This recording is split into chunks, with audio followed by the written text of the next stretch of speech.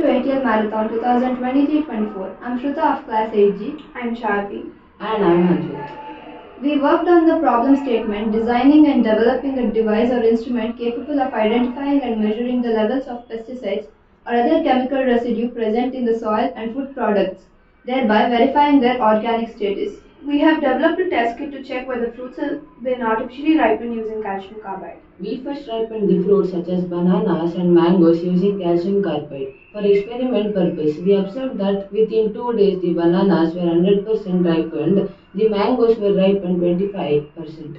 After 2 more days, the mangoes were ripened completely.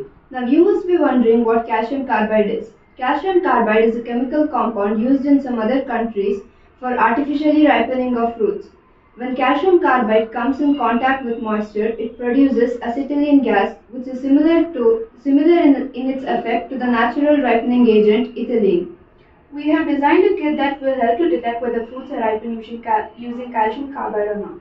The detection will be done using test solution, which is prepared using cupric chloride and ammonia solution. Our kit will have cupric chloride 10 gram, ammonia solution 100 ml, Wattman paper strips 20, plastic airtight container 1, syringe 1, 50 ml beaker 1.